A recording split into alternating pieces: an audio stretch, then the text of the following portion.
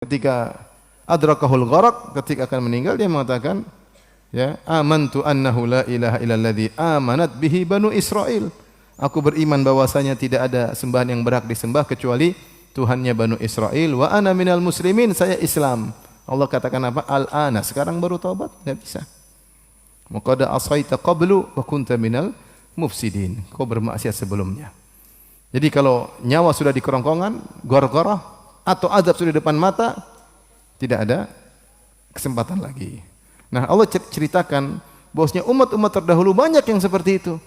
Ketika azab sudah datang, mereka bertobat kepada Allah. Tapi la tahina manas. Tidak diterima. Kemudian kita lanjutkan. Wa ajibu an ja'ahum mundhirum minhum wa qala al-kafiruna hadza sahirun kadzdzab.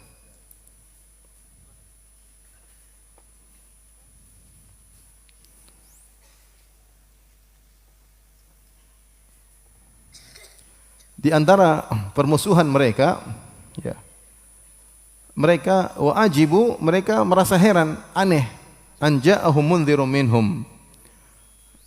Kok ada pemberi peringatan dari yang datang dari sisi mereka. Wa qala al-kafiruna hadza sahirun kadzdzab. Orang-orang kafir berkata, ya, ini adalah penyihir yang pendusta. Kemudian mereka berkata, aja'alal alihata ilahan wahida inna hadza la syai'un ujab. Apakah Muhammad hendak menjadikan tuhan-tuhan yang banyak ini menjadi satu yang esa? Inna hadza la syai'un ujab. Sungguh ini adalah perkara yang menakjubkan. Jadi mereka heran, kok ada orang yang Allah utus untuk mereka dari kalangan Arab yang mereka kenal, mereka heran, yang menyuruh kepada tauhid, mereka heran. Seharusnya kalian tuh harusnya heran, kok ada syirik, harusnya begitu kan? Ini tauhid yang diherankan, ya.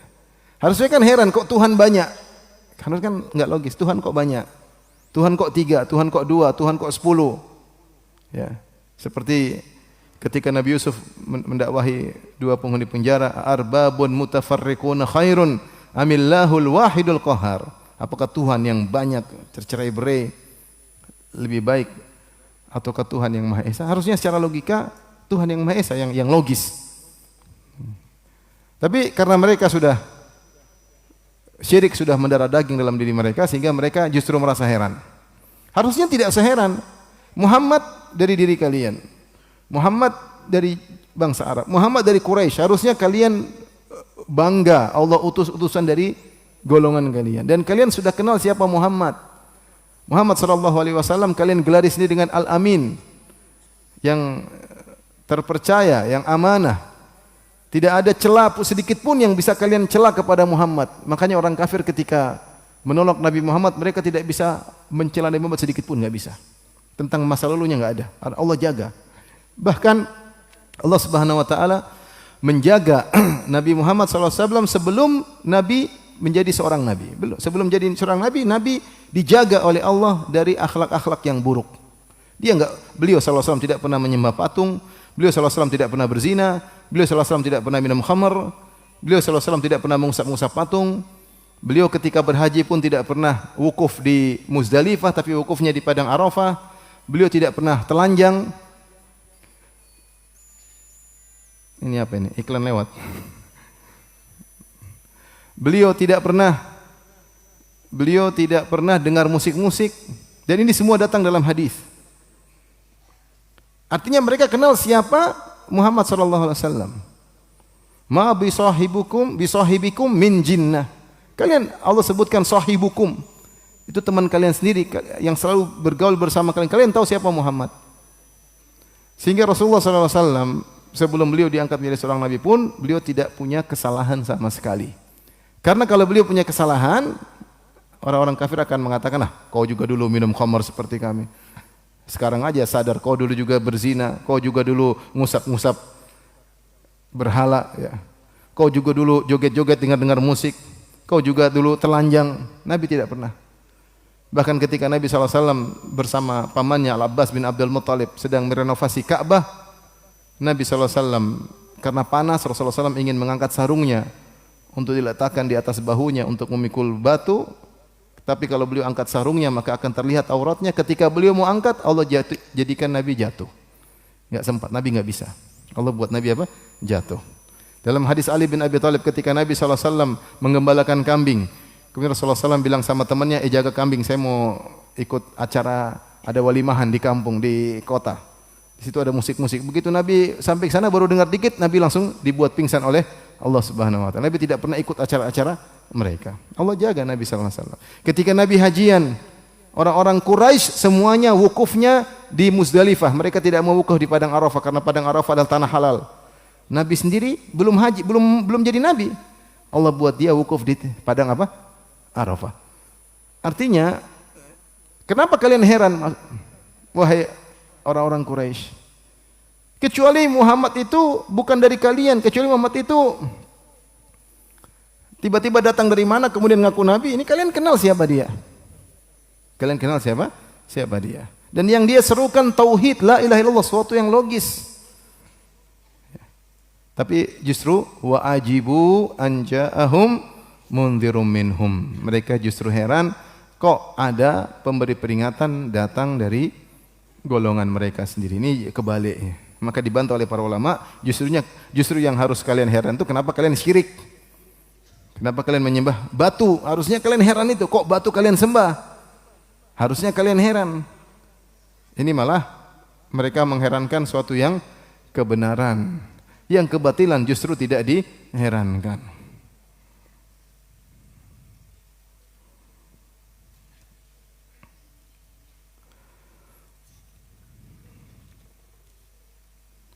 Taib. Mereka berkata, wa qala al-kafiruna hadza sahirun kadzdzab. Muhammad sallallahu alaihi wasallam diberi gelar sahir kadzdzab. Adapun sahir, mereka gelari sahir, penyihir. Ini menunjukkan bahwasanya mereka mengakui bahwasanya dakwah Nabi sallallahu alaihi wasallam punya pengaruh yang luar biasa sebagaimana sihir punya pengaruh. Sehingga mereka menyamakan dakwah Nabi seperti sihir. Kemudian di antara pengaruh dakwah Nabi sallallahu alaihi wasallam tersebut sampai bisa memisahkan dua orang yang saling mencintai. Bisa memisahkan suami dan istri, ketika istrinya masuk Islam pisah dengan apa? Suaminya. Bisa memisahkan anak dan orang tuanya ketika salah satunya masuk Islam pisah. Bisa memisahkan kakak dan adiknya ketika salah satu masuk Islam maka bertikai. Sehingga mereka menuduh Muhammad adalah penyihir. Buktinya telah mencerai-beraikan kami. Bapak ribut sama anak, anak ribut sama bapak, suami ribut sama istri, dan seterusnya. Kawan dengan kawan, kakak dengan adik. Muhammad adalah sahir. Kadzdzab dibilang pendusta, bilang pendusta mengatakan Allah kirim wahyu kepada dia. Al-Quran adalah wahyu dari Allah. Muhammad pendusta.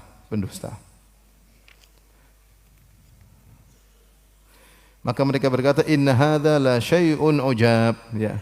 Aja'al al-alihata ilahan wahida, inna hadza la syai'un ujab. Apakah Muhammad menjadikan Tuhan-Tuhan kami yang banyak jadi Tuhan yang satu? Inilah perkara yang menakjubkan. Ketika Rasulullah SAW diutus di kota Mekah, Mekah itu adalah destinasi atau pusat wisata religi. Pusat wisata apa? Religi. Di sekitar Ka'bah ada 360 berhala. Sehingga semua kabilah Arab yang pingin Tuhannya ada di situ. Ada 360 opsi. Berhala untuk ini mungkin berhala spesialis jomblo, berhala spesialis anak, berhala spesialis rezeki. Banyak 360. Terus ini Muhammad bilang cuma satu, ini mereka enggak logis. Muhammad gimana sih? Aneh, masa Tuhan yang banyak mau dijadikan cuma apa? Satu. Inna hadza la syai'un ujab. Ini perkara yang sangat-sangat menakjubkan. Bukan ajib lagi kata mereka, ujab. Sangat menakjubkan ya. Kalau kita justru yang menakjubkan, kamu kok bikin Tuhan apa? Banyak. Kok Tuhanmu batu? Itu aneh. Tapi begitu ketika tradisi sudah mengakar, ketika ada sesuatu yang bawa kebenaran, dianggap aneh. Kebenaran tersebut dianggap aneh.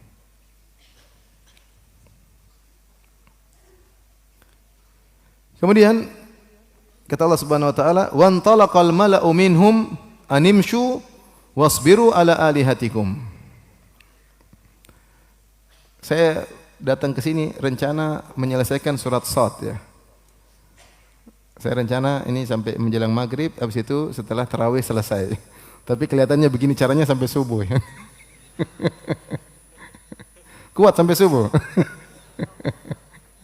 Antum kuat, saya enggak kuat. Afwan. Kita sedapatnya aja ya. Insyaallah nanti lanjut lagi. Mau cepat-cepat juga enggak enak ya. Kita Taib. Wa antalaqal mala'u minhum animshu wasbiru ala alihatikum. Kemudian kata Allah Subhanahu wa taala, dan pergilah, berangkatlah. Yang talak yaitu bangkitlah, al-mala'u minhum yaitu para pemimpin. Disebut pemimpin asyraf dengan al-mala' di antara tafsiran karena yamla'ul uyun, memenuhi pandangan mata. Jadi kalau mereka lewat orang pada ngelihat, terpesona. Karena mereka orang pembesar, mungkin bajunya bagus, mungkin tampan, keren, sehingga orang melihat dengan puas. Maka mereka disebut dengan al-mala'. Kenapa? Yamla'ul uyun, menutup apa? Memenuhi pandangan mata. Maksudnya adalah para pembesar-pembesar orang-orang Quraisy. Kemudian pembesar-pembesar ini berjalan kepada anak buah mereka dengan berkata, animshu wasbiru, berjalanlah dan bersabarlah ala alihatikum, dalam menyembah Tuhan-Tuhan kalian. Inna hadza la syai'un yurad, sungguhnya ini perkara yang ada maksud buruknya. Ada maksud buruknya. Baik, kita ambil faedah dari hadis ini. Pembesar-pembesar Quraisy merasa terganggu dengan dakwah Nabi sallallahu alaihi wasallam. Mereka khawatir pengikut-pengikutnya yang rakyat jelata, yang mungkin tidak punya kepentingan duniawi akan ikut kepada Nabi Muhammad SAW. Dan benar, kebanyakan pengikut Nabi Muhammad SAW orang miskin, fuqara. Dan demikian juga pengikut para Nabi sebelumnya kebanyakannya orang apa? Miskin. Karena orang kaya tidak ingin meninggalkan mansib mereka, kedudukan mereka. Mereka tidak ingin. Sehingga yang mereka khawatirkan yang miskin-miskin. Maka al-mala, pembesar-pembesarnya, nasihati yang miskin-miskin. Sabar, sabar. Sembah Tuhan-Tuhan kalian, sabar. Ini Muhammad punya maksud buruk. Inna hadza la syai'un yurad. Disebutkan oleh para ulama, mereka mengatakan Muhammad ini ingin jadi pemimpin. Mereka menuduh isi hati Nabi sallallahu alaihi wasallam. Dan ini kata Syekh Sa'di As-Sa'di rahimahullah taala, bahwa inilah biasanya dalil orang yang tidak punya dalil berargumentasi dengan menuduh niat yang tidak-tidak. Muhammad ini nggak bisa bantah Nabi sallallahu alaihi wasallam, maka dia bilang Muhammad ini punya tujuan buruk, dia ingin menjadi pemimpin kita, ingin memimpin kita. Dan orang Arab paling tidak suka dipimpin. Mereka masing-masing kabilah mau sendiri-sendiri, ya. Masing-masing kabilah mau apa? Sendiri-sendiri, ya. Tidak mau dipimpin, ya. Makanya sebagian mereka kalau jadi pemimpin harus tangan besi. Karena mereka tidak mau apa? Dipimpin. Dan itu sejak zaman jahiliyah. Sejak zaman jahiliyah. Jadi di antara provokasi al-mala, provokasi para pembesar-pembesar, mereka mengatakan, sabarlah kalian menyembah Tuhan-Tuhan kalian, inna hadza la syai'un yurad. Sungguhnya dakwanya Muhammad itu, di balik itu ada niat yang buruk. Muhammad ingin jadi apa? Pemimpin.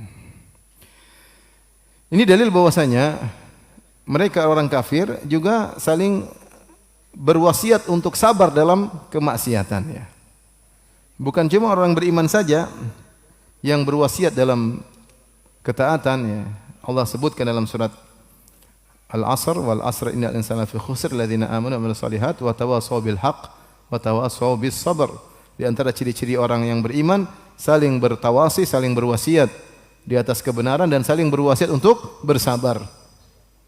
Ternyata bukan cuma orang-orang beriman aja yang menyuruh untuk sabar. Orang-orang kafir juga saling menyuruh untuk bersabar dalam kemaksiatan. Sabar, sabar. Sembah berhala, sabar. Sabar. Sabar. Ya, disuruh sabar. Itu menyan-menyan sabar, ya. Suruh sabar. Sampai ya begitulah mereka, ya. Allah sebutkan dalam surat yang lain, ya.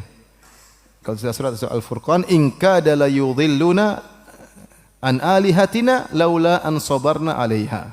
Hampir-hampir Muhammad itu menyesatkan kita. Hampir-hampir Muhammad menyesatkan kita. Kalau bukan karena kita sabar, kita sudah sesat. Kata subhanallah. In kada la yudhilluna an alihatina laula an sabarna 'alaiha. Kalau bukan kita sabar, kita sudah sesat. Jadi jangan pikir antum aja yang bersabar ya ikhwan. Mereka ahlul batil juga bersabar ya. Mereka juga bersabar dalam kemaksiatan, bersabar dalam kesyirikan. Bukan antum saja yang berinfak, mereka juga berinfak. Allah berfirman, "Innal ladzina kafaru yunfiquna amwalahum liyasuddu an sabilillah fasayunfiqunaha thumma takunu 'alaihim hasrah thumma yughlabun wal ladzina kafaru ila jahannama yuhsyarun." Orang kafir juga berinfak untuk menghalangi orang dari jalan Allah Subhanahu wa taala. Mereka berinfak. Mereka juga keluar duit. Mereka juga bersabar. Mereka juga berjuang. Ada yang berjuang di jalan Allah, ada yang berjuang di jalan tagut, jalan syaitan. Dan demikianlah dalam kehidupan ini ada pertarungan antara hak dan batil. Jadi mereka menyuruh bawahan untuk bersabar dan mereka bikin syubhat. Kata mereka, Muhammad itu ingin jadi apa? Pemimpin.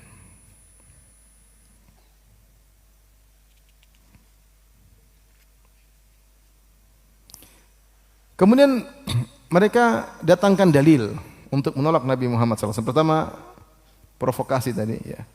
In hadza la syai'. Semuanya bukan dalil, ini aneh. Yang kedua apa? Muhammad ingin jadi apa? Pemimpin. Yang ketiga, oke lah, ada sedikit syubhat. Mereka berkata, "Ma sami'na bihadza fil millatil akhirati in hadza illa ikhtilaq." Kami tidak pernah dengar dakwah seperti dakwahnya Muhammad ini ya, pada ajaran yang terakhir ya. Agama yang terakhir, fil millatil akhirah. Fil millatil akhirat ini ada dua pendapat. Ada yang mengatakan fil millatil akhirah maksudnya fil waqtil akhir. Kami tidak pernah menemukan dakwah Muhammad ini di waktu terakhir kami, yaitu kami tidak menemukan bapak kami pernah menyuruh seperti Muhammad, kami juga tidak pernah menemukan kakek kami seperti menyuruh kepada dakwahnya Muhammad, kami juga tidak pernah menemukan buyut kami. Jadi generasi yang pernah kami temui semua, tidak seorang pun yang pernah berdakwah seperti Muhammad. Ini menunjukkan Muhammad batil. Jadi mereka berdalil dengan apa? Tradisi. Tradisi yang kami temui generasi terakhir, waktu terakhir, kami, bapak kami, kakek kami, buyut kami enggak ada yang menyuruh seperti siapa? Muhammad. Ini tafsiran pertama. Tafsiran kedua, mereka berdalil dengan Nasraniyah. Ma sami'na bihadza fil millatil akhirati in hadza illa ikhtilaq. Kata mereka, kami tidak pernah mendengar dakwah seperti ini fil millatil akhirah, yaitu di agama yang terakhir, maksudnya agama Nasrani. Kami dapati Nasrani itu hanya 3. Kenapa Muhammad bilang 1? Jadi mereka berdalil dengan Nasara atas batilnya siapa? Dakwah Muhammad sallallahu alaihi wasallam. Kata mereka, tidak pernah kami dengar ada Tuhan cuma 1. Bahkan agama terakhir yang sampai kepada kami, agama Samawi yang katanya Tuhannya sama-sama Allah, ternyata agama Nasrani bilang Tuhan berapa? 3. Lah ini Muhammad kok bilang cuma 1. Jadi mereka berdalil dengan apa? Nasraniyah.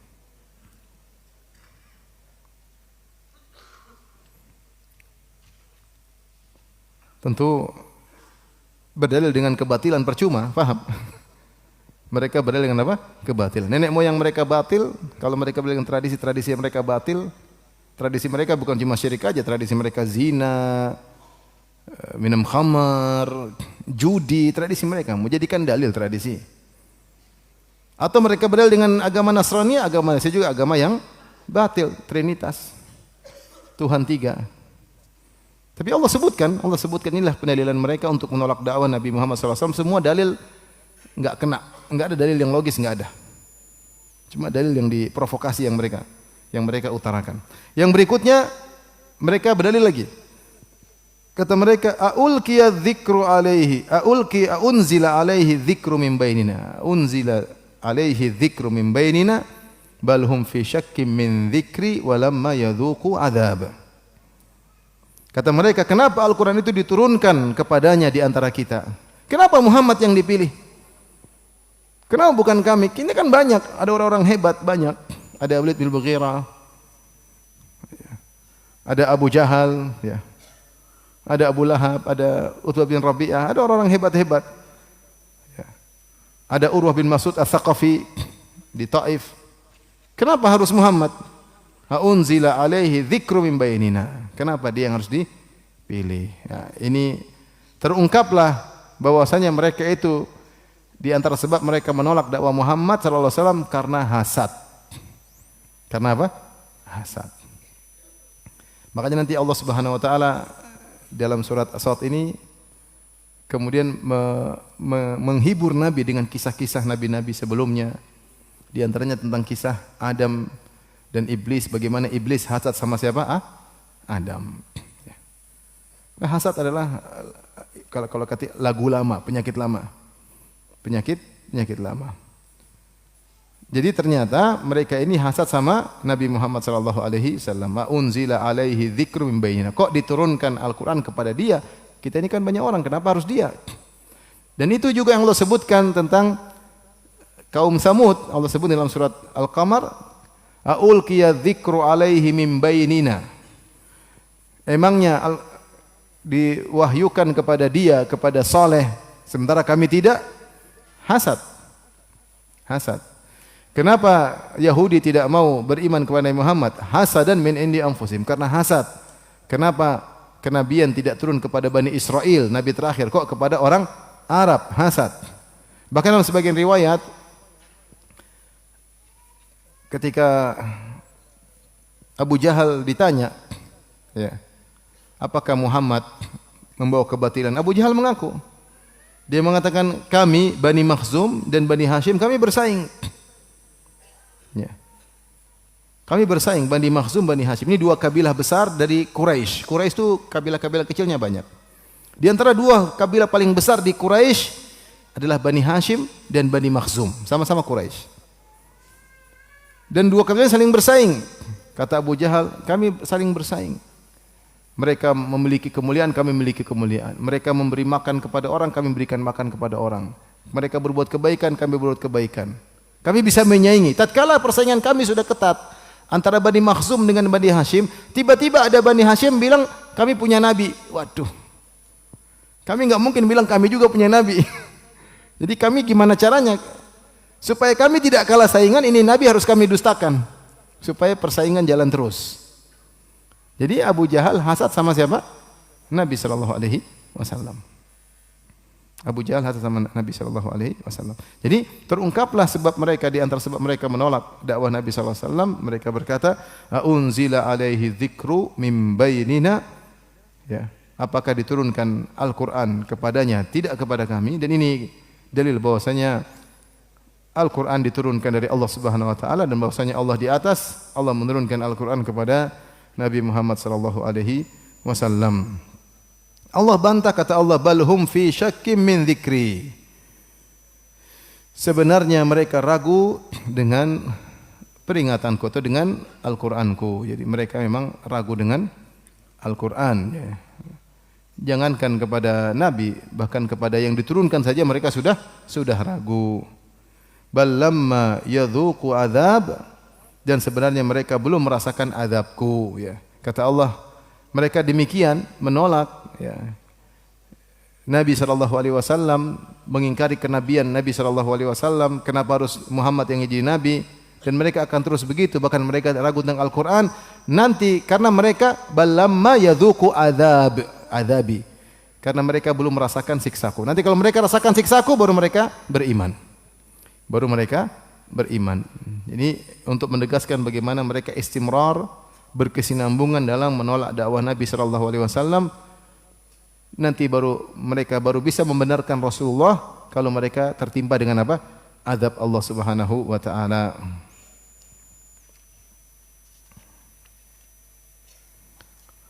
Baik, setelah itu Allah berfirman, Am indahum khazainu rahmati rabbikal azizil wahhab.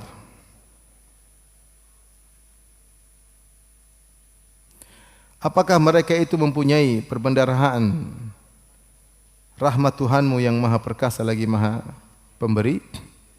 Ya. Tapi kita boleh tulis lagi di sini.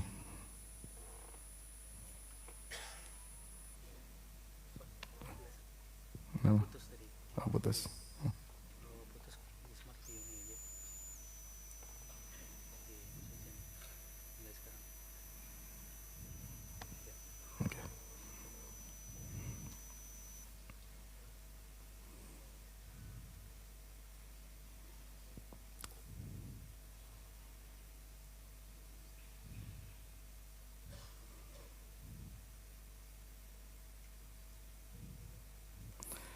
Allah mengatakan, apakah di sisi mereka ada khazain? Khazain ini adalah perbendaharaan, kalau kita artikan perbendaharaan. Yaitu semua kepemilikan Allah.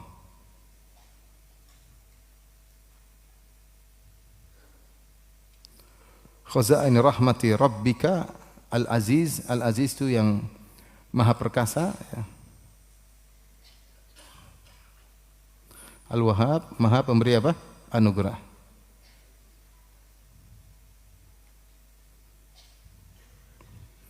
Jadi Allah ingin mengatakan, ayat ini Allah ingin menyampaikan, wahai orang-orang kafir Quraisy, kalian ingin ngatur-ngatur saya. Kalian mengatakan, kenapa Muhammad yang jadikan nabi bukan kami? Kan kami banyak orang hebat-hebat.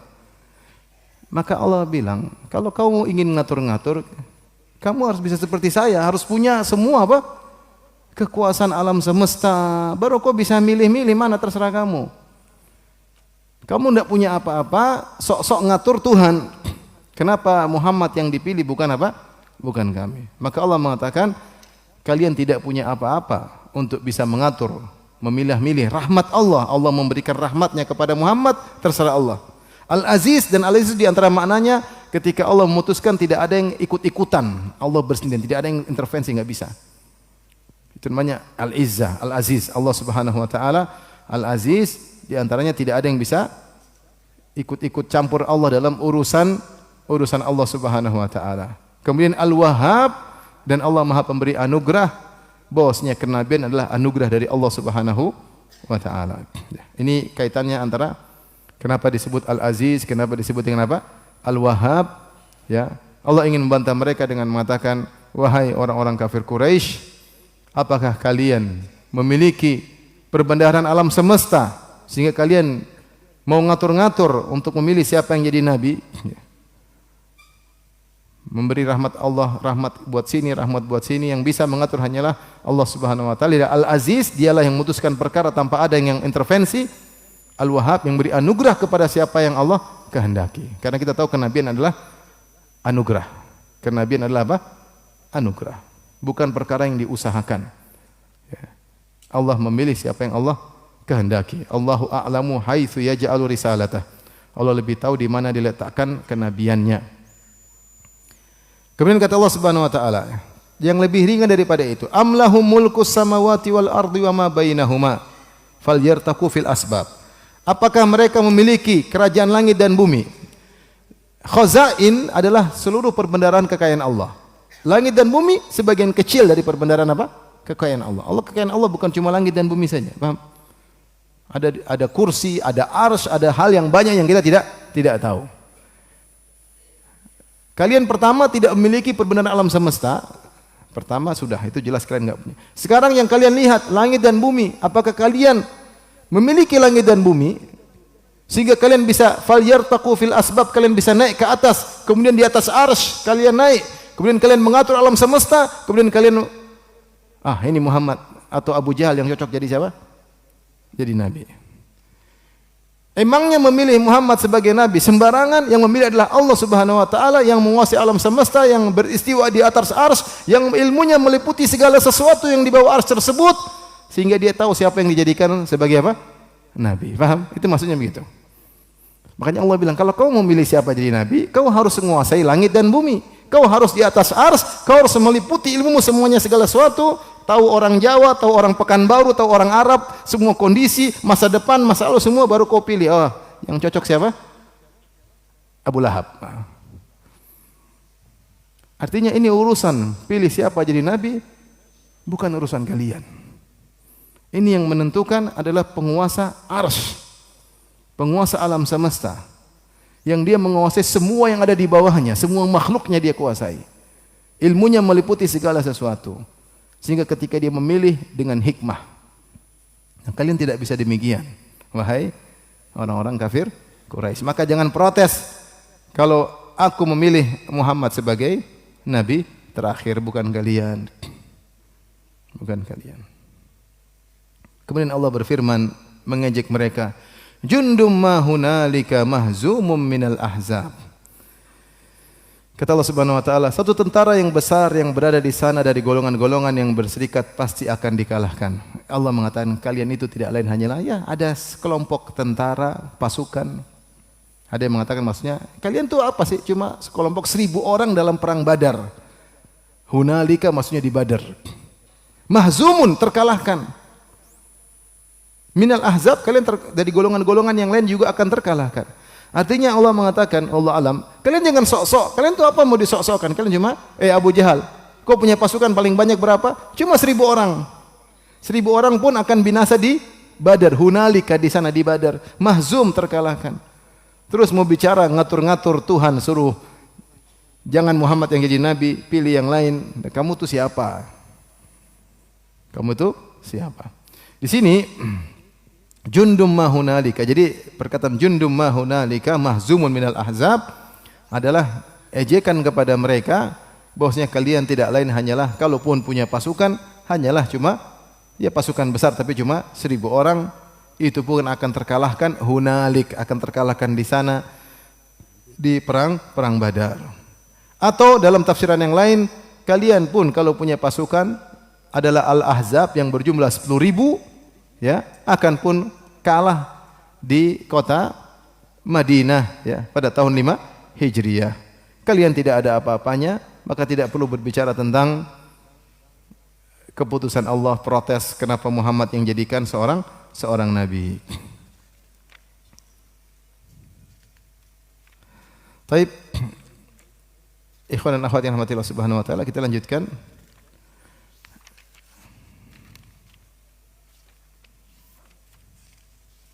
Masih kuat?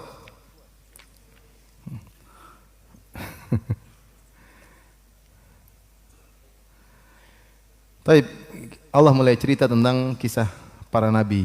Ini lebih agak asyik ya. Agak enggak mikirnya enggak berat. Cerita ya. Allah Subhanahu wa taala menceritakan kisah-kisah para nabi ini dengan kaum-kaumnya yang membangkang ya. Sebagai hiburan tasliyah bagi Nabi sallallahu alaihi wasallam dan sebagai peringatan kepada orang-orang kafir Quraisy yang sombong dan angkuh padahal mereka cuma sedikit. Maka Allah sebutkan, "Kadzabat qablahum qaumun Nuhin wa 'adun wa fir'aunu dzul autad." Sungguhnya sebelum orang-orang Quraisy, qablahum maksudnya sebelum orang-orang Quraisy sudah pernah kaum-kaum sebelumnya yang mendustakan nabi-nabi mereka seperti kaum Nuh mendustakan Nabi Nuh. Wa'ad mendustakan siapa?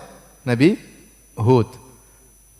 Wa Fir'aunu dzul autad. Fir'aun mendustakan siapa? Nabi Musa. Allah menamakan Fir'aun dzul autad. Al-autad dari watat. Watat itu pasak. Ya. Pasak yang ada pasang tali kalau kita bikin rumah atau kemah kita pasak supaya kemah tersebut kuat ya. Ada khilaf di kalangan para ulama kenapa Fir'aun disebut dengan dzul autad. Dzul autad. Ada yang maksudnya orang Arab dahulu mengungkapkan kalau orang itu dzul autad artinya memiliki kerajaan yang kokoh, Dan kalau kita baca dalam buku tafsir sebagian ahli sejarah menyebutkan Fir'aun diberi umur yang panjang sampai ada yang mengatakan umurnya ratusan tahun. Dan kekuasaan dia luar biasa. Tidak ada yang bisa mengganggu kekuasaannya. Saking begitu hebatnya, saking dia sehat dan kuat dia merasa dirinya Tuhan. Dia lupa diri. Itu maksudnya asal muasal kenapa dia merasa dirinya Tuhan. Karena dia diberikan kerajaan yang kokoh, tahan lama dan dia sendiri orangnya umur panjang. Sehingga dia merasa dirinya Tuhan. Maka disebut Dzul Autad, sang pemilik kekuasaan yang kokoh. Pasukannya banyak, kerajaannya kokoh. Ada yang mengatakan Dzul Autad maksudnya Fir'aun pasang tali, pasak untuk menyiksa orang. Menyiksa orang, dia bersenang-senang melihat orang disiksa. Itu ada orang ditarik pasang tali di tangan kanannya, tangan kirinya, kaki kanannya, kaki kirinya kemudian ditarik untuk dibunuh ya.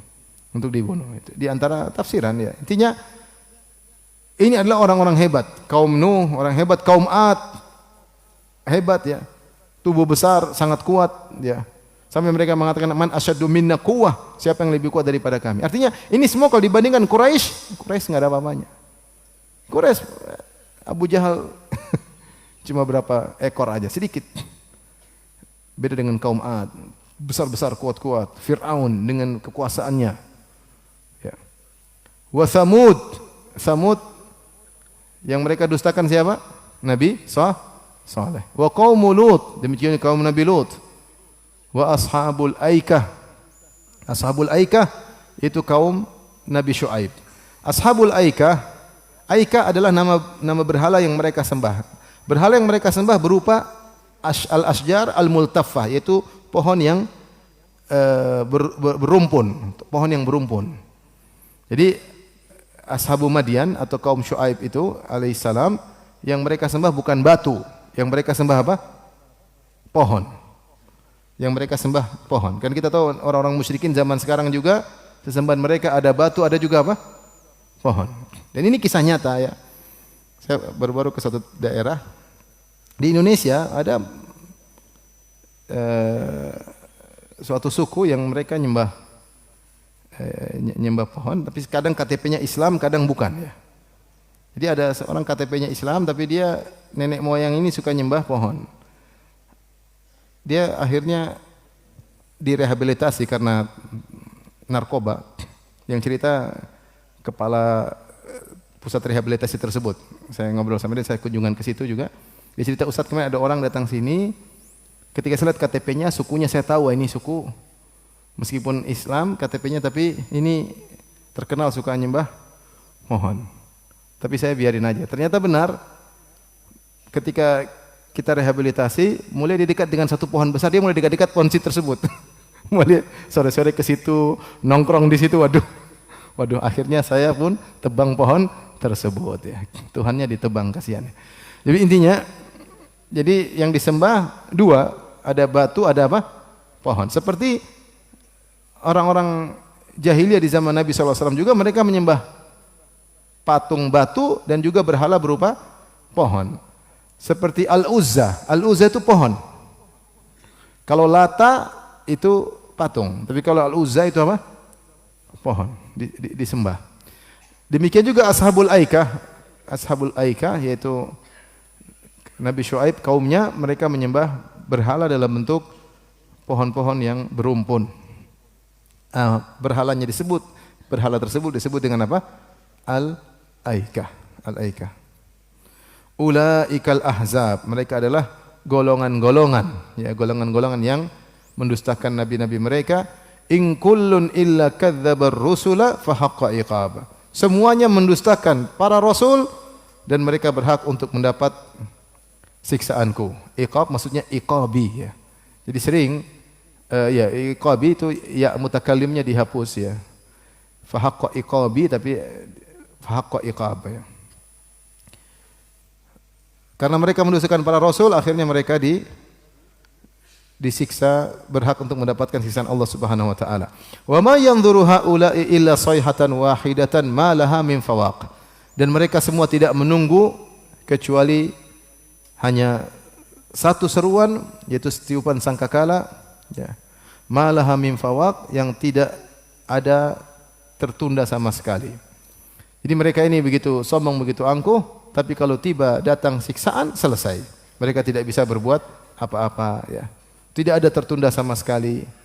Mereka tidak bisa mengatakan, ya Allah tundalah kami meskipun sebentar, tidak bisa ya. Begitu datang, langsung mereka tewas seluruhnya ya. Terkena azab Allah Subhanahu wa taala. Wa qalu rabbana ajjil lana qitana qabla yaumil hisab. Berkata orang-orang kafir Quraisy, ya Rabb kami, ajil lana, segerakanlah bagi kami, qitana, adab kami, qabla yaumil hisab, sebelum tiba hari hisab. Sebelum tiba hari hisab. Mereka mengatakan ini hanyalah sekedar untuk mengejek Rasulullah SAW. Ada yang mengatakan ini berlaku bagi seluruh kaum tersebut. Mereka mengejek Rasul-Rasul mereka. Mereka sering berkata, mana adabnya, mana? Katanya ada adab, sini datang adab. Sekarang kami ingin diadab. Ada yang mengatakan maksudnya apa namanya? Abu Jahal dan teman-temannya. Ya. Fa'amtir alaina hijaratan minas sama, segera turunkan hujan batu dari langit. Kalau memang engkau benar wahai, in kana hadza huwal haqqu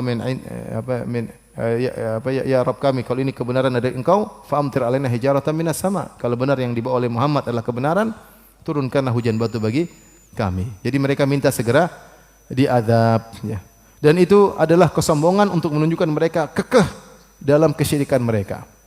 Mereka kekeh dan mereka bersabar dan mereka kokoh, ngeyel di atas kesyirikan mereka. Dan mereka mengatakan yaumul hisab di sini hanyalah sekedar ngejek karena mereka tidak beriman dengan hari kebangkitan.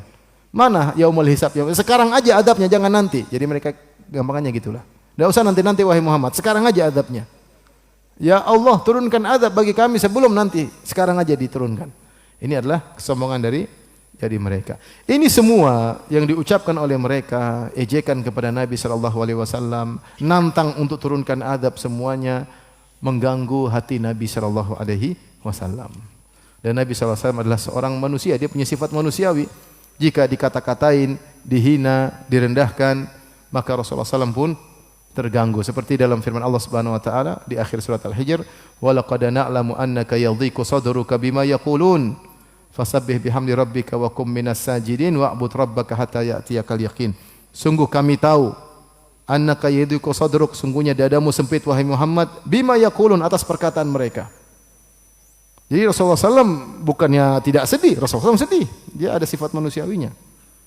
Dia diuji di situ. Dikatain pendusta, dikatain penyihir. Bukan Rasulullah ketawa-ketawa, tidak, Rasulullah SAW sedih. Justru kata para ulama, ujian kepada Nabi lebih besar ketika dikata-katain karena Nabi berasal dari keluarga yang mulia. Paman dia, Abdul Muttalib, penguasa kota Mekah. Dan dia sebelumnya digelar dengan Al-Amin, orang yang terpercaya. Tidak dikenal punya kesalahan sama sekali, dihormati oleh seluruh suku. Tiba-tiba dia dikatakan pendusta, orang gila, majnun, sahir, penyihir, mashur, tersihir, ya. Sabi, keluar dari memang terus pemutus silaturahmi. Kata-kata ini semua membuat Nabi apa? Sedih. Di antara kata-kata yang menyedihkan, mereka mengatakan ajil lana qitana qabla yaumil hisab. Wahai Allah, turunkan azab. Itu Muhammad bilang mau ada azab, suruh turunkan sekarang, enggak usah nanti, sekarang aja. Ini semua memberi pengaruh ke dalam hati Nabi sallallahu alaihi wasallam, maka Allah pun menyuruh Nabi untuk bersabar. Pada ayat-ayat berikutnya Allah berfirman, mulai Allah cerita tentang kisah para nabi. Isbir ala ma yaqulun. Kata Allah, bersabarlah atas apa yang mereka ucapkan. Wadhkur abdana Dawud dzal aidi innahu awwab. Dan ingatlah hamba kami Daud dzal aidi, pemilik kekuatan, sungguhnya dia adalah hamba yang senantiasa kembali kepada Allah Subhanahu wa taala. Di sini Allah akan menyebutkan kisah Nabi Daud, kemudian Nabi Sulaiman, kemudian Nabi Ayub. Setelah itu Allah sebutkan beberapa nabi yang lainnya. Kalau kita lihat nanti kisah Nabi Daud, Nabi Ayub, Nabi Sulaiman, tentang kesabaran mereka, di mana mereka pernah melakukan kesalahan, namun penghujungnya mereka mendapat kemuliaan dari Allah Subhanahu wa taala. Allah menyebutkan kisah-kisah para nabi ini untuk memberi hiburan bagi Nabi sallallahu alaihi wasallam yang sangat-sangat tertekan ketika berdakwah di Mekah. Sebagai sifat manusiawinya Rasulullah SAW tertekan. Makanya Allah mengatakan isbir, bersabarlah. Baik.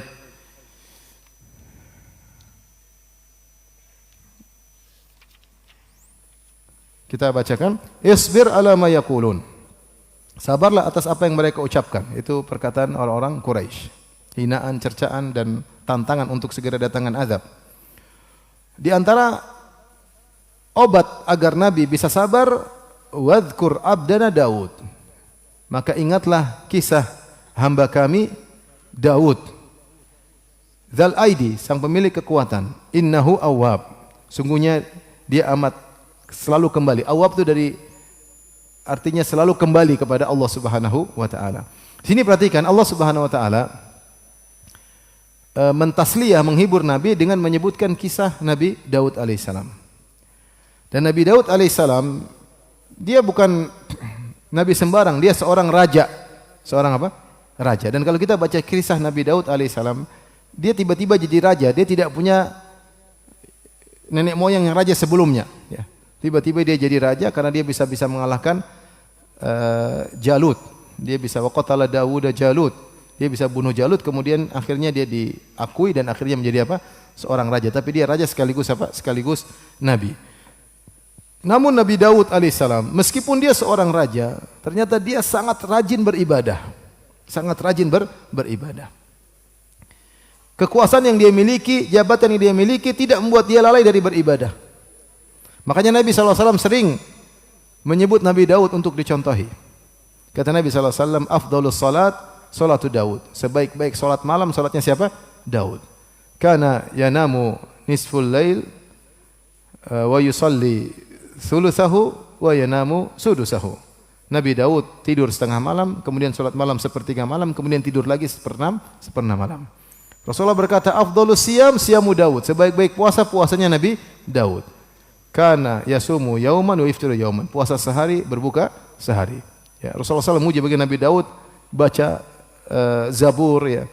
Jadi Nabi Daud alaihissalam seorang nabi, namun seorang raja, namun taat beribadah. Ini contoh bagi siapa yang diberi kekuasaan oleh Allah dari skala kecil sampai skala besar.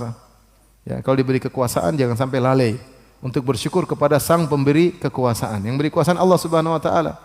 Jangan sampai dia memegang jabatan, memegang kekuasaan, dia malah lupa kepada Allah Subhanahu wa taala. Di sini Allah Subhanahu wa taala menisbahkan Nabi Daud kepada penghambaan. Wadhkur abdana. Ingatlah hamba kami, karena Allah sedang berbicara tentang ibadah.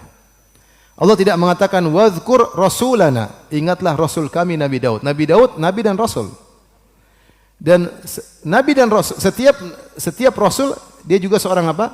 Setiap rasul dia juga seorang hamba. Nabi Isa Abdullah wa rasuluh. Nabi Isa hamba Allah dan apa? Rasulnya. Nabi Muhammad juga Abdullahi wa rasuluh, hamba Allah dan rasulnya. Nah, para nabi bukan cuma dipuji dari sisi mereka sebagai rasul, mereka juga dipuji sebagai hamba.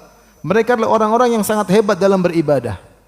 Nabi Muhammad SAW sendiri dipuji bukan cuma sebagai seorang rasul, tapi dipuji sebagai seorang hamba juga. Tidak ada yang bisa beribadah kepada Allah seperti ibadahnya Muhammad SAW. Bayangkan Rasulullah SAW salat sampai tatawarram qadamah, sampai kedua kaki beliau bengkak, tatafattar qadamah, sampai kedua kaki beliau pecah. Salat malam yang sangat luar biasa. Ya. Maka Allah memuji Nabi Daud dari sisi ibadahnya. Allah katakan, wadhkur abdana Dawud dzal aidi, ingatlah hamba kami Daud yang memiliki kekuatan, innahu awwab. Dia selalu kembali kepada Allah Subhanahu wa taala, ya. Selalu beribadah kepada Allah, selalu ingat Allah Subhanahu wa taala, kekuasaan yang dia miliki, kerajaan luas yang dia miliki, tidak membuat dia lalai dari mengingat Allah Subhanahu wa taala. Kemudian Allah sebutkan tentang kehebatan Nabi Daud, kata Allah, inna sakharnal jibala ma'ahu yusabbihna bil asyi wal isyraq. Sungguhnya kami tundukkan gunung-gunung. Gunung-gunung tersebut bersama Nabi Daud bertasbih. Kalau Nabi Daud baca Zabur, gunung-gunung ikut bertasbih bersama Nabi Daud. Wallahu alam, apakah didengar oleh yang lain atau cuma Nabi Daud yang mendengarnya? Tapi Allah menyebutkan gunung-gunung ikut bertasbih bersama Daud. Bil asyi wal isyraq, di waktu petang dan waktu al-isyraq. Al-isyraq maksudnya di waktu duha, di waktu duha. Jadi sebagian ulama membedakan antara syuruk dengan isyraq. Kalau syuruk maksudnya sunrise, ketika matahari apa? Terbit. Kalau isyraq ketika matahari sudah naik. Ketika ada wa asyraqatil ardu binuri rabbiha. Maksudnya isyraq itu ketika cahaya mulai tinggi, kencang, yaitu ketika di waktu duha. Jadi Nabi Daud alaihissalam di waktu petang dan di waktu duha beliau bertasbih kepada Allah Subhanahu wa taala, beribadah, di antaranya dengan baca Zabur. Kalau beliau baca Zabur, maka gunung-gunung pun ikut bertasbih bersama beliau. Bukan cuma gunung-gunung, wat tayra mahsyuratan kullun lahu awwab. Ketika beliau baca Zabur, burung-burung pun berdatangan, kemudian ikut bertasbih bersama Nabi Daud alaihissalam, ya. Namun tidak semua orang mengerti apa yang diucapkan burung-burung tersebut, ya. Tetapi mereka bertasbih, kata, sampai mereka datang sengaja untuk bertasbih bersama Nabi Daud. Kullun lahu awwab, ada dua tafsiran. Ada yang mengatakan masing-masing semuanya kembali kepada Allah. Nabi Daud kembali kepada Allah, gunung-gunung kembali kepada Allah, burung-burung taat kepada Allah Subhanahu wa taala. Ini tafsiran pertama. Tafsiran kedua, kullun lahu awwab, maksudnya gunung-gunung dan burung-burung mengikuti tasbihnya Nabi Daud. Kapan Nabi Daud bertasbih, mereka ikut bertasbih. Kapan Nabi Daud baca Zabur, mereka ikut bertasbih kepada Allah Subhanahu wa taala. Mereka ingin menyertai ibadah bersama Nabi Daud, dan ini semua bentuk pemuliaan Allah kepada Nabi Daud. Bayangkan antum lagi baca Quran, tahu-tahu burung-burung datang. Ikut baca Quran. Dimuliakanlah. Allah kirim burung-burung untuk apa? Ikut baca Quran. Ini pemuliaan Allah kepada Nabi Daud alaihissalam. Oleh karenanya ketika Allah mengatakan wadhkur abdana dzal aidi Dawud dzal aidi, ingatlah hamba kami Nabi Daud. Dzal aid, al aid maksudnya kekuatan. Wa ayyadnahu bi ruhil qudus ya. Kekuatan di sini ada yang maksudnya kekuatan dalam beribadah. Kekuatan dalam beribadah. Kuat Nabi Daud dalam beribadah. Kuat dalam baca Zabur, kuat dalam bertasbih, kuat dalam salat malam, kuat dalam puasa. Kekuatan dalam beribadah. Dan Nabi Daud tentunya fisiknya juga kuat. Buktinya dia mengalahkan Jalut, wa qatala Dawud Jalut, Daud bunuh Jalut. Buktinya kata Allah, wa alanna lahul hadid, kami membuat besi menjadi lembek kalau dipegang Daud. Nabi Daud kalau pegang besi jadi kayak tanah liat. Langsung mukjizatnya Nabi Daud alaihissalam. Tapi wallahu alam yang dimaksud dengan kekuatan sini kekuatan dalam beribadah. Makanya Allah sebutkan tentang ibadah beliau. Kemudian kata Allah, wa syadadna mulkahu, kami kokohkan kerajaannya, wa atainahul hikmah, kami berikan kepada dia al-hikmah. Ada yang mengatakan hikmah maksudnya kenabian. Kami berikan nubuah kepada Nabi Daud, atau hikmah sebagaimana kita pahami wa tu'syai ala maudhihi, meletakkan suatu pada tempatnya, wa faslal khitab, dan kami berikan kepada dia faslul khitab. Faslul khitab ada dua tafsiran. Tafsiran pertama, diberikan fasaha. Nabi Daud kalau bicara benar, teratur, tepat, terukur, itulah pembicaraan Nabi Daud. Tidak ada bicara ngawur-ngawur sana sini. Bicaranya faslul khitab. Ada yang mengatakan faslul khitab maksudnya Nabi Daud pandai dalam menyidang orang-orang bermasalah. Beliau memberi keputusan yang terbaik karena diberi kelebihan oleh Allah Subhanahu wa taala. Baik, Allah lanjutkan setelah itu. Masih kuat ikhwan?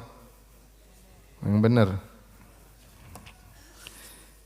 Sebentar lagi ya. Kita masih setengah jam lagi. Baik. Nabi Daud diuji oleh Allah Subhanahu wa taala.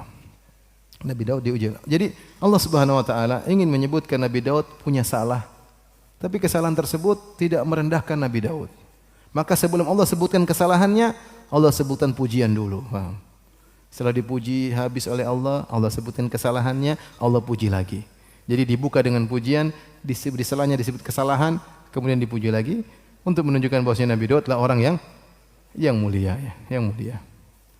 Dan itu misalnya kalau kita menghadiri sidang-sidang tesis atau disertasi, sebagian penyidang ya baik ketika mereka mengkritiki, mereka puji dulu, ini risalah ini bagus begini, tapi ada kekurangannya, itu bagus ya. Itu ada penghargaan. Ada yang langsung tembak, ini begini, itu penghinaan. Jadi kalau dipuji dulu, kemudian disebutkan kesalahan-kesalahannya, kemudian dipuji lagi, itu bagus ya. Dibuka dengan keindahan, kemudian endingnya juga dengan keindahan. Nah, Allah Subhanahu wa taala ketika ingin menyebutkan kesalahan Nabi Daud, Allah puji dulu tadi pujian-pujian yang kita sebutkan. Setelah itu Allah sebutkan kesalahan Nabi Daud, setelah itu Allah puji lagi. Apa kesalahan Nabi Daud? Kita bacakan. Wa hal ataka naba'ul khasmi idh tasawwarul mihrab. Dan apakah sampai kepada engkau wahai Rasulullah berita tentang orang-orang yang bersengketa ketika mereka memanjat pagar? Al-khasmu dalam bahasa Arab bisa diitlaqkan, bisa digunakan untuk jamak, mufrad, mutsanna, muzakkar, muannas. Semuanya boleh pakai al-khasmu.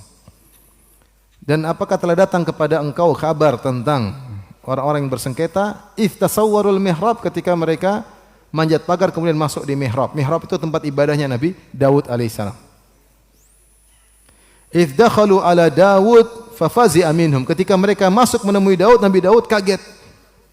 Nabi Daud mungkin lagi sibuk beribadah, tiba-tiba mereka datang dan membuat Nabi kaget dan takut. Nabi Daud itu bukan orang sembarang, dia orang kuat, orang hebat. Tapi dia kaget dengan kedatangan orang tersebut. Qalu la takhaf, Nabi Daud ketakutan. Ini manusia punya rasa takut. Artinya Nabi Daud raja atau bukan? Raja. Rumahnya dijaga atau tidak? Dijagalah. Tiba-tiba ini orang-orang masuk, cereng. Kaget, ini penjaga semua kemana semua ini? Pada tidur atau apa, kok tiba-tiba lolos? Jangan-jangan orang yang berbuat jahat, jangan-jangan apa? Maka mereka segera berkata, la takhaf. Jangan takut wahai Daud. Jangan takut. Dan ini menunjukkan bahwasanya para nabi punya sifat-sifat manusiawi. Nabi Daud pernah takut, Nabi Musa pernah takut. Ya. Seperti Allah berfirman dalam surat Al-Qasas, fa kharaja minha khaifan yataraqqab. Maka Musa pun keluar dari Mesir dalam kondisi ketakutan, khawatir tiba-tiba keburukan menimpanya, ya. Namanya khauf tabi'i, namanya takut apa? Tabiat. Dan ini dibolehkan selama tidak melanggar syariat, tidak melanggar syariat. Ada seorang tidak bisa di ketinggian, ada. Apakah dia berdosa? Dia tidak berdosa. Tidak. Ada orang takut ayam, takut.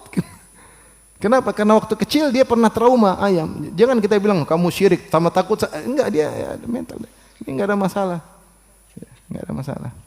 Ada sampai saya kenal ustaz tidak bisa umroh sampai sekarang karena dia takut naik pesawat. Sampai sekarang, sampai sudah jam mau umroh enggak jadi umroh karena dia cerita langsung sama saya enggak bisa naik pesawat, enggak bisa ketinggian.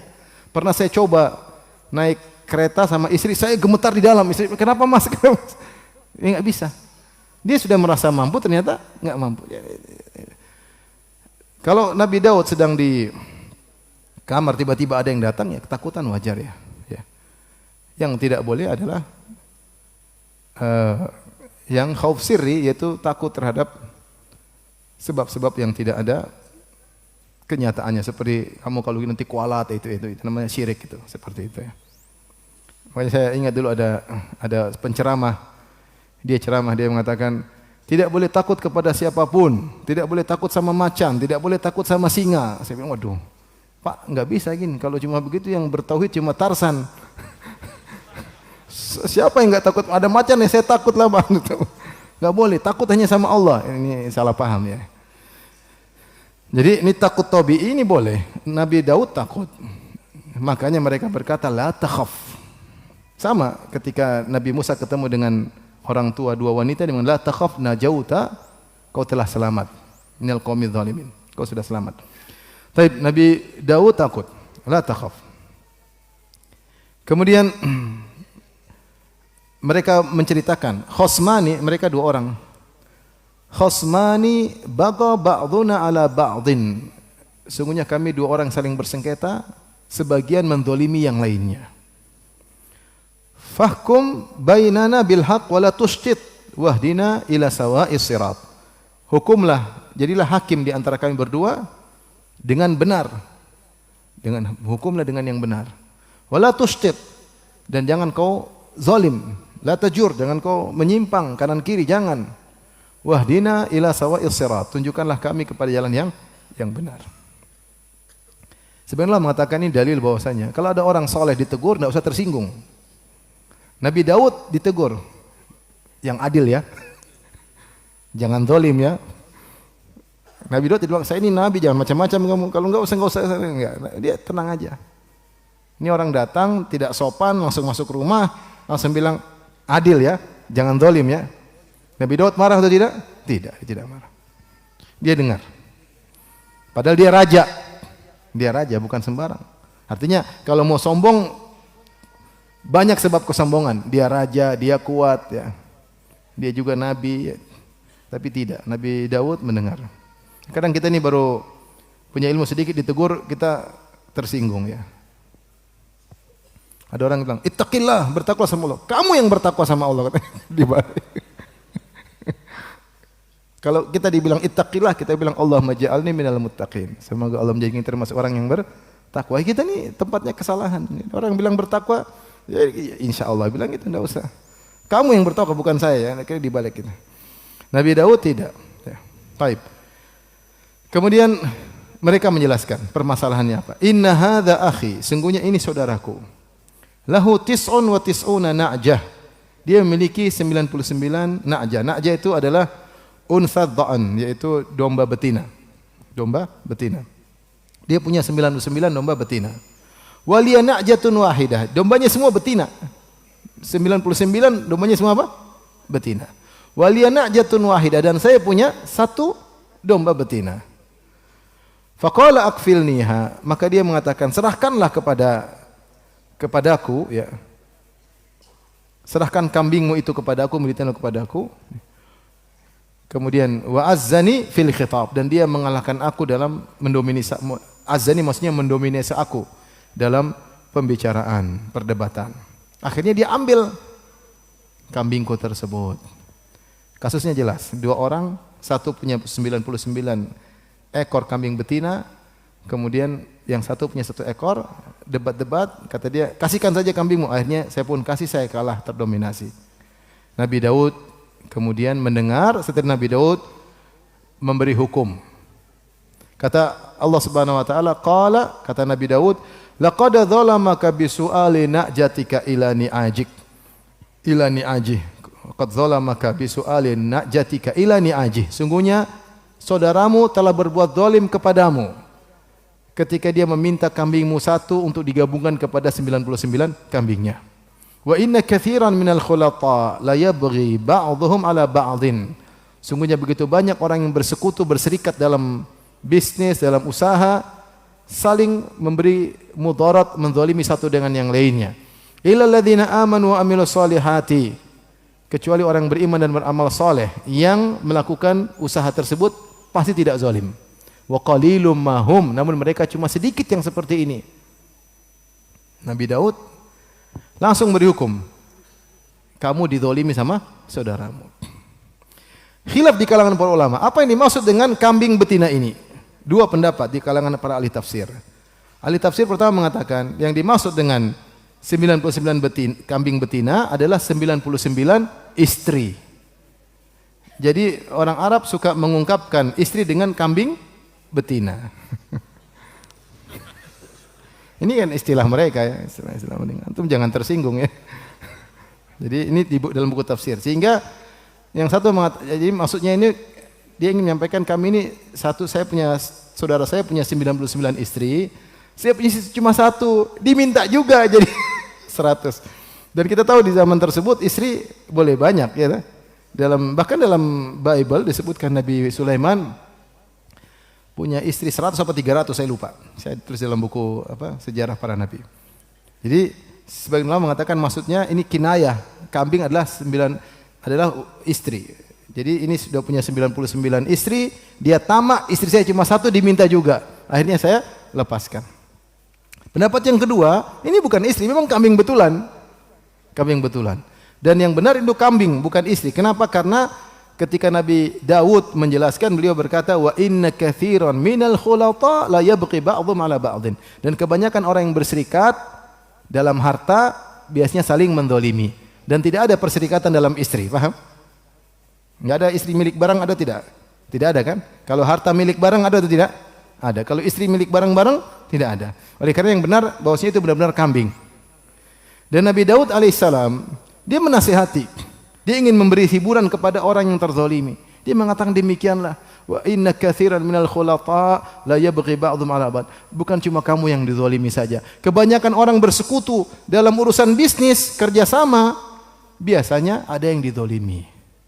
Hanya sedikit yang tidak menzalimi. Illal ladzina amanu wa amilus solihat, kecuali yang beriman dan beramal saleh. Wa qalilum mahum, dan itu hanya sedikit.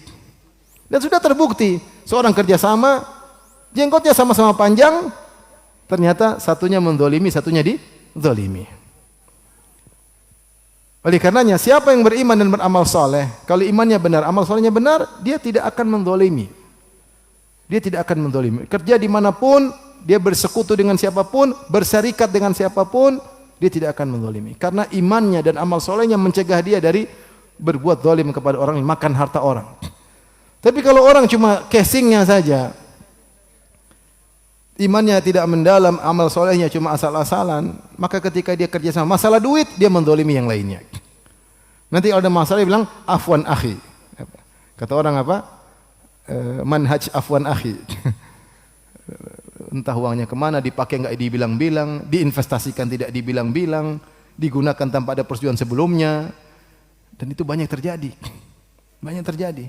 Bukan sedikit. Bukan sedikit. Oleh karenanya, kalau orang beriman beramal soleh, tidak akan menzalimi. Tapi kata Nabi Daud, wa qalilum mahum.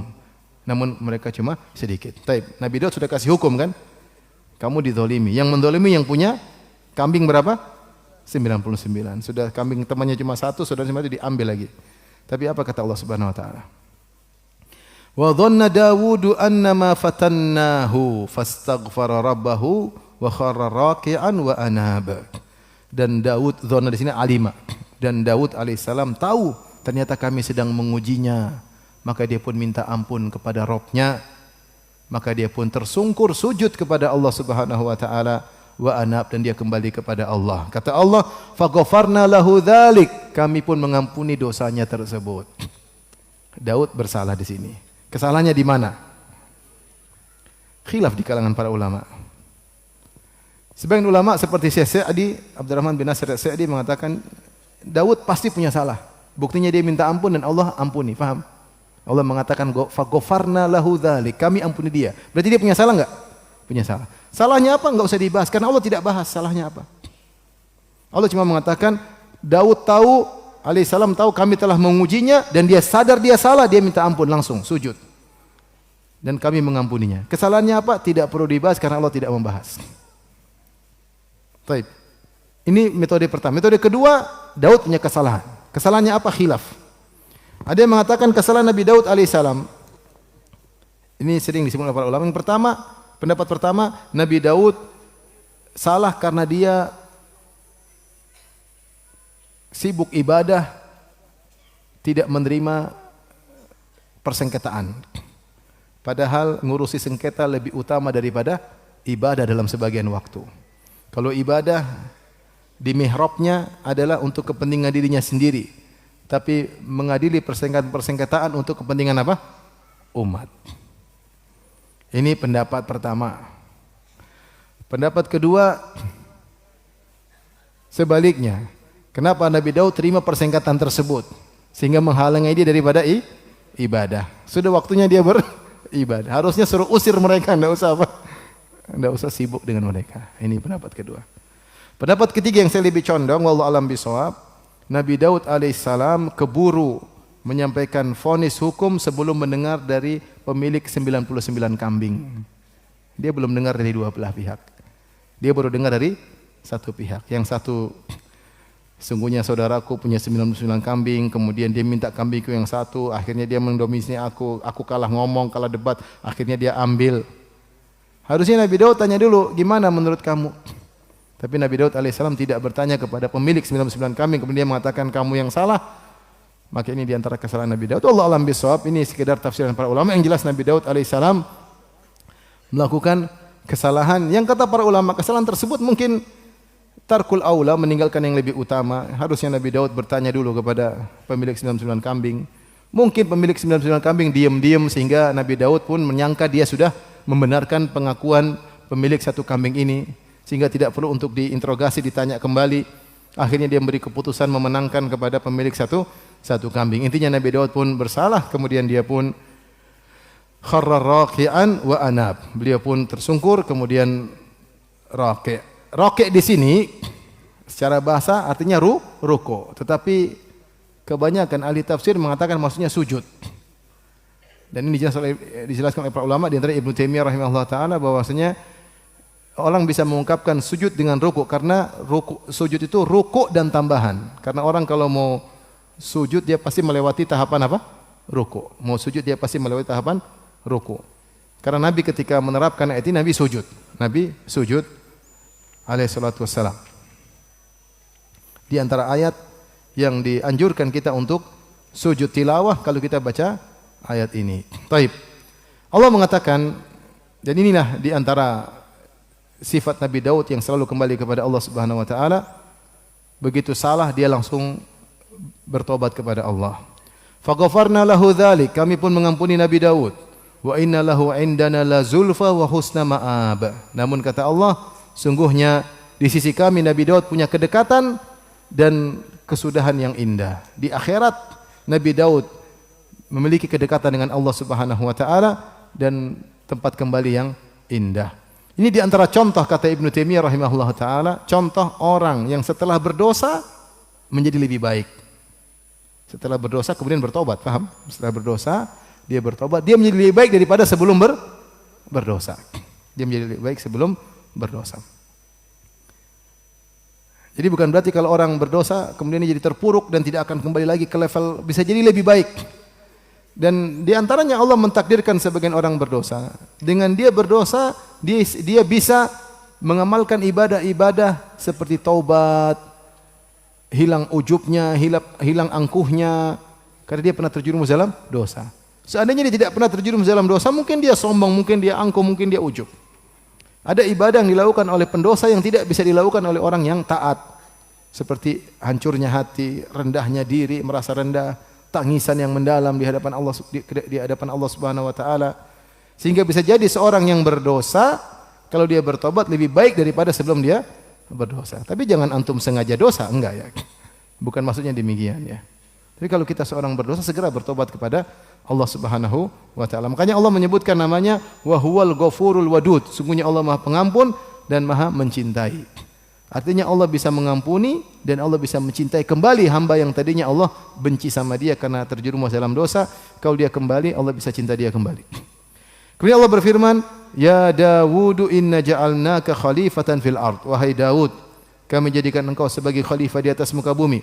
Fahkum bainan nasi bil haqq. Berhukumlah kepada di antara manusia dengan kebenaran. Wala tattabi'il hawa, jangan ikuti hawa nafsu. Fayudhillaka an sabilillah, maka hawa nafsu akan menyesatkan engkau dari jalan Allah. Innal ladzina yadhilluna an sabilillah lahum adzabun syadidun bima nasu yaumal hisab.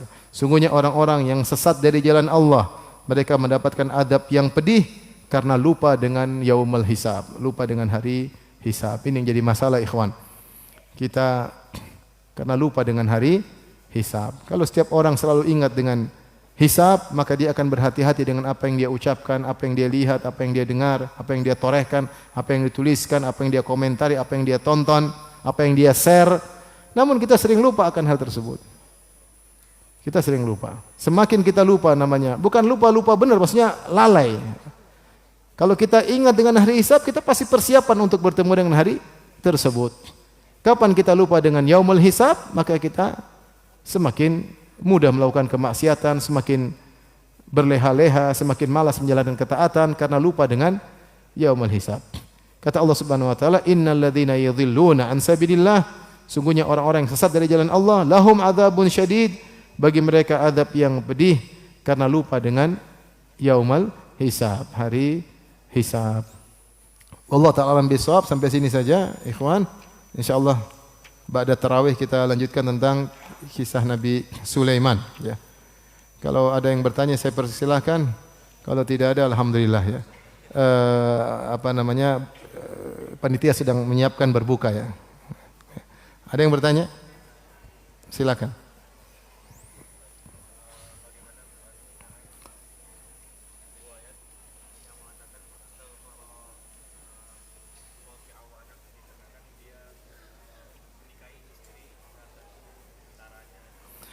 Beliau bertanya tentang kesalahan Nabi Daud adalah Nabi Daud menikahi istri tentaranya. Ini tidak benar. Ini adalah suatu kedustaan yang ditempelkan kepada Nabi Daud alaihissalam. Dan ini termaktub dalam Bible, ya. Dalam Bible bahwasanya Nabi Daud berzina. Jadi Nabi Daud ini ceritanya dalam Bible, dia punya suatu hari dia terbangun, dia melihat wanita cantik. Wanita cantik tersebut ternyata istri salah satu panglimanya atau prajuritnya. Maka kemudian dia tiduri wanita tersebut, dia berzina. Jadi ini waliyadzubillah tidak mungkin dilakukan oleh para nabi. Tidak mungkin. Kemudian Nuh minum khamar, Nabi Daud berzina sama istri tentaranya, berzina ya. Suaminya masih dizinai. Kemudian anak-anak Nabi Lut menzinai bapaknya ya. Bapaknya dikasih minum khamar kemudian digauli oleh anak-anaknya sendiri, putri-putrinya sendiri. Nabi Harun buat patung sapi ya. Banyak Nabi Ayub protes-protes sama Allah. Ya Allah, kenapa kau kasih saya begini? Saya sudah sebutkan dalam buku saya kisah para nabi dan rasul. Setiap saya sampaikan di akhir saya selalu inilah kalau kita compare dengan kisah di Bible pasti beda jauh. Ya agar kita tahu bahwasanya kisah dalam Al-Quran indah tentang para nabi, Maka para ulama membahas kenapa ada kisah-kisah buruk tentang para nabi dalam perjanjian lama. Kenapa? Dibahas oleh para ulama. Kemungkinan orang-orang Yahudi mereka ingin bebas dalam bermaksiat, maka mereka bikin cerita-cerita, ngarang cerita tentang keburukan para nabi. Sehingga mereka mau mengatakan nabi saja begitu apalagi kita. Nabi aja zina sama perempuan apalagi kita. Nabi saja minum khamar, nabi saja gini, nabi saja ngibul seperti Nabi Yakub ketika ingin mengambil kenabian dari Nabi Ishak, dia bohongi Nabi Yakub ketika ingin mengambil kenabian dari kakaknya, dia bohongi Nabi Ishak, dibohongin dalam Bible disebutkan. Jadi ada nabi pembohong, nabi minum khamar, ada nabi berzina, ada nabi bikin patung, Nabi Sulaiman apalagi kafir terakhirnya, nyembah berhala-berhala. Wah, nabi-nabi aja begitu apalagi kita. Seakan-akan mereka rubah itu ada tujuannya, ya. Jadi itu Israiliyat tidak perlu didengar. Ada lagi yang bertanya? Ya. Salam warahmatullahi wabarakatuh.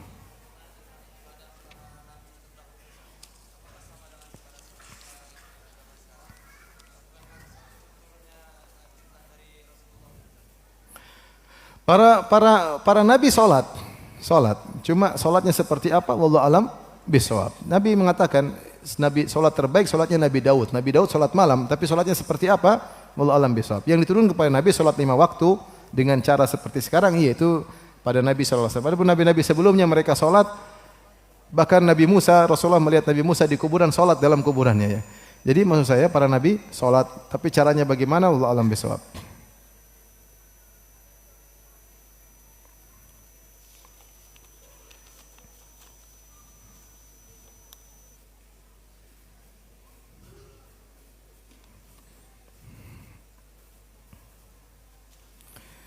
Allah musta'an. Ada lagi yang bertanya terakhir? Ya. Tadi kan penjelasan Ustaz mengenai bantah-bantahan bahwasanya apakah kan setan itu membantah cuma dia mau bersujud dengan Nabi Adam. Terus yang keempat tadi Ustaz menjelaskan bahwasanya setan itu berbantahan dengan Allah. Debat Allah, ya. Debat berarti dia enggak memati Allah. Gimana? Iya, setan memang kurang ajar setan. Bukan memati Nabi Adam aja. Iya, dia kan bilang, ditanya, kenapa kau enggak mau nyembah? Kan saya sudah perintahkan. Gitu. Saya lebih baik daripada dia. Ya, dia bantah. Dia bantah Allah. Ya. Ma mana'kan tasjili ma khalaqtu biyadayya. Ana khairun minhu. Saya lebih baik daripada. Dia bantah Allah. Ya. Terus mengenai dalam surat Fatih kan turun bahwasanya ini adalah seorang ahli sihir yang kata Ustaz. Itu ayatnya ini datang setelah orang kafir itu menghina Rasulullah atau sebelum? Ya, Allah cerita tentang perbuatan mereka. Mereka itu menuduh Nabi pendusta dan penyihir. Mereka menuduh. Sudah kejadian baru Allah cerita, ya. Ayat turun. Tapi ini ada yang mau konsultasi, berat ya, enggak tahu waktunya kapan, ya.